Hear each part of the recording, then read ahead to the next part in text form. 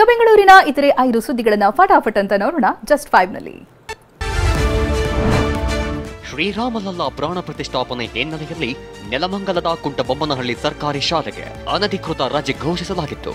ಮುಖ್ಯ ಶಿಕ್ಷಕ ಪುಟ್ಟರಾಜು, ಶಿಕ್ಷಕ ನಾರಾಯಣ್ 1ರಿಂದ 7ನೇ ತರಗತಿಯ ಶಾಲೆಗೆ ರಜೆ ಹಾಕಿದ್ರು. ಅನುಮತಿ ಪಡೆಯದೆ ರಜೆ ಹಾಕಿದ್ದ ಮುಖ್ಯ ಶಿಕ್ಷಕ ಮತ್ತೊಬ್ಬ ಶಿಕ್ಷಕನಿಗೆ ಸಂಕಷ್ಟ ಎದುರಾಗಿದೆ. ವರದಿ ಪಡೆದು ಕ್ರಮ ಕೈಗೊಳ್ಳುವುದಾಗಿ ಬಿಇಒ ತಿಮ್ಮಯ್ಯ ಭರವಸೆ ನೀಡಿದ್ದಾರೆ. ನಾಳೆ ಬೆಂಗಳೂರಿನಲ್ಲಿ 545 ಪಿಎಸ್ಐ ನೇಮಕಾತಿ ಮರುಪರೀಕ್ಷೆ ಇದೆ. ಪರೀಕ್ಷಾ ಕೇಂದ್ರಗಳ 200 ಮೀಟರ್ ಸುತ್ತಮುತ್ತ ನಿಷೇಧಾಜ್ಞೆ ಜಾರಿಗೊಳಿಸಿ ನಗರ ಪೊಲೀಸ್ ಆಯುಕ್ತ ಬಿ ದಯಾನಂದ್ ಆದೇಶಿಸಿದ್ದಾರೆ. ಬೆಂಗಳೂರಿನಲ್ಲಿ 117 ಕೇಂದ್ರಗಳಲ್ಲಿ ಮರುಪರೀಕ್ಷೆ ನಡೆಯಲಿದೆ. ಬೆಳಗ್ಗೆ 7 ಗಂಟೆಯಿಂದ ಪರೀಕ್ಷೆ ಮುಗಿಯುವವರೆಗೆ ಜೆರಾಕ್ಸ್ ಅಂಗಡಿಗಳು ಬಂದ್ ಮಾಡಲಾಗಿದೆ. ಮತದಾರರ ಪಟ್ಟಿ ವಿಶೇಷ ಪರಿಷ್ಕರಣೆ ನಡೆದಿದ್ದು 2024ರ ಅಂತಿಮ ಮತದಾರರ ಪಟ್ಟಿ ಪ್ರಕಟವಾಗಿದೆ. ಬೆಂಗಳೂರು ನಗರ ಹಾಗೂ ಬಿಬಿಎಂಪಿ ವಲಯದಲ್ಲಿ ಒಟ್ಟು 98,43,577 ಮಂದಿ ಮತದಾರರಿದ್ದಾರೆ.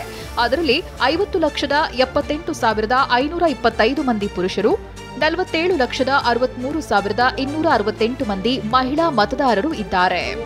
53,000 ಸುಮಾರು ಜನರಿಗೆ ಸೇರ್ಪಡೆ ಮಾಡಿದ್ದೇವೆ. 97,90,000 ಏನಿತ್ತು, ಈಗ 98,43,577 ಆಗಿದೆ. ಬಿಗ್ ಬಾಸ್ ಸ್ಪರ್ಧಿ ಡ್ರೋನ್ ಪ್ರತಾಪ್ಗೆ ಸಂಕಷ್ಟ ಎದುರಾಗಿದೆ. ಫೆಬ್ರವರಿ 20ರಂದು ಹಾಜರಾಗುವಂತೆ ಕೋರ್ಟ್ ಸಮನ್ಸ್ ನೀಡಿದೆ. ಬಿಬಿಎಂಪಿ ನೋಡಲ್ ಅಧಿಕಾರಿ ವಿರುದ್ಧ ಆರೋಪ ಮಾಡಿದ್ದ ಪ್ರಕರಣದಲ್ಲಿ ಪ್ರತಾಪ್ಗೆ ಸಮನ್ಸ್ ನೀಡಲಾಗಿದೆ. ಕೊರೋನಾ ವೇಳೆ ನನಗೆ ಮಾನಸಿಕ ಹಿಂಸೆ ನೀಡುತ್ತಿದ್ದಾರೆಂದು ಬಿಗ್ ಬಾಸ್ ಮನೆಯಲ್ಲಿ ಡ್ರೋನ್ ಪ್ರತಾಪ್ ಆರೋಪಿಸಿದ್ರು. ಹೀಗಾಗಿ ಅಧಿಕಾರಿ ಪ್ರಯಾಗ್ ಮಾನನಷ್ಟ ಮೊಕದ್ದಮೆ ಹೂಡಿದ್ದಾರೆ.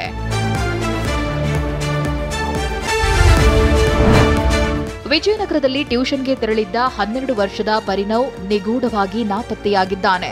ಸುಕೇಶ್ ನಿವೇದಿತಾ ದಂಪತಿ ಪುತ್ರ ಪರಿಣವ್ ಭಾನುವಾರ ಮಧ್ಯಾಹ್ನದಿಂದ ಕಣ್ಮರೆಯಾಗಿದ್ದಾನೆ. ಗುಂಜೂರಿನ ಡೆನ್ ಅಕಾಡೆಮಿ ಶಾಲೆಯಲ್ಲಿ 6ನೇ ತರಗತಿ ಓದುತ್ತಿದ್ದ ಪರಿಣವ್ ಟ್ಯೂಷನ್ನಿಂದ ಬರುವಾಗ ನಾಪತ್ತೆಯಾಗಿದ್ದಾನೆ. ಬಿಎಂಟಿಸಿ ಬಸ್ ಹತ್ತುವ ದೃಶ್ಯ ಸಿಸಿ ಕ್ಯಾಮೆರಾದಲ್ಲಿ ಸೆರೆಯಾಗಿದೆ. ವೈಟ್ಫೀಲ್ಡ್ ಠಾಣೆ ಪೊಲೀಸರು ಹುಡುಕುತ್ತಿದ್ದಾರೆ.